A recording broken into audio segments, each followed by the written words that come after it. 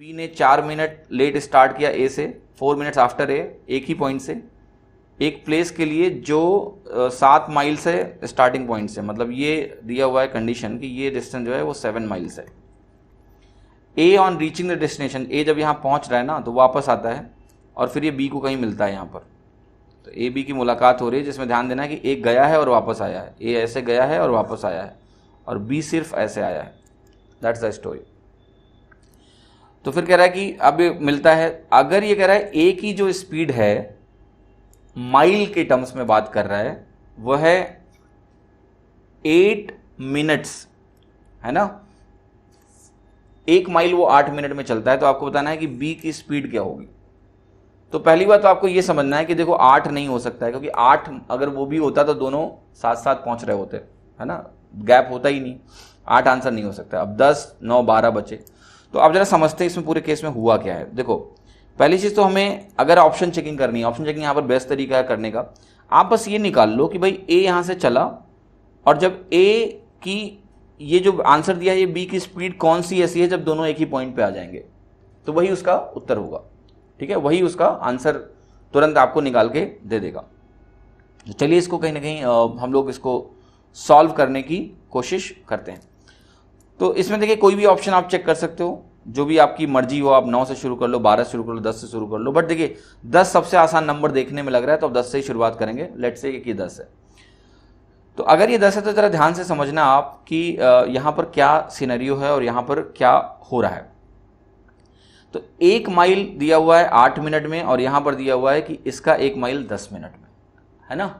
तो ये हमें निकालना है कि उनकी अब पोजीशंस क्या होगी। आप जरा बताना कि अगर 8 मिनट में 1 माइल चलता है, ये 7 माइल चलने में कितना लग जाएगा सर? 56 मिनट लग जाएंगे। ठीक है, 56 मिनट लग जाएंगे ना। अब उसके बाद फिर ये लौटेगा यहाँ से, उसके बाद ये यहाँ से लौटेगा, फिर से वापस आएगा। लेकिन अब ध्यान से देखना, जब बी ने शुरुआत करी तो बी जो है 4 मिनट लेट उसने शुरू किया है। ठीक है, तो 4 मिनट लेट शुरू किया है। अब अगर मैंने इसको ये माना है कि ये भैया 10 मिनट वाली कहानी है, तो अब जरा ध्यान से हम समझते हैं कि बी जब 10 मिनट 1 माइल को चलने में लगा रहा है, तो ए तो यहाँ पहुँच गया 56 मिनट में।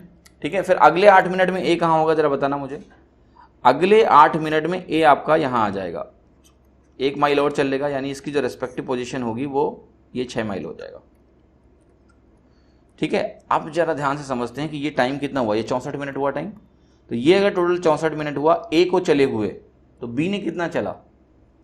60 मिनट चला, क्योंकि बी ने 4 मिनट लेट शुरू किया था। और 60 मिनट में आप मुझे बता दो कि बी कितना चल जाएगा। आप देखो ना यहाँ 60 मिनट में बी कितना चल जाएगा? 6 माइल। राइट, तो यानी दोनों एक ही पोजीशन पे हो गए, यानी इसका उत्तर 10 सही होगा। तो ऑप्शन चेकिंग से इसका आंसर मिल रहा है।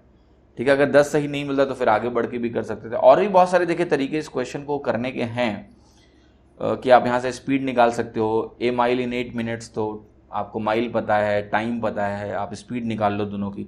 तो स्पीड निकालने के बाद जो है इसकी स्पीड तो निकलेगी नहीं, वो वेरिएबल होगी, और फिर अकॉर्डिंगली हम इस क्वेश्चन को कहीं ना कहीं सॉल्व करेंगे। But this is the best way कि आप ऑप्शन चेक करो, ऑप्शन चेक करके देख लो कि कब इनकी मुलाकातें हो रही हैं। तो आसान, बहुत ही आसान है। इसको थोड़ा सा बस यहाँ पर एक ये जजमेंट आपको लेना था कि भाई 56 मिनट ये हो गया, वापस आया तो अगले 8 मिनट में 1 माइल गया, यहाँ पर आया। अब मैं इसको चेक कर रहा हूँ कि भाई ये क्या यहाँ पर है उस टाइम पे। ठीक है, तो आसानी से देखिए वैल्यूज़ मिल गई। थोड़ा सा नंबर क्रंचिंग करनी पड़ी, ये बेहतर तरीका है इस क्वेश्चन को करने का। ठीक है।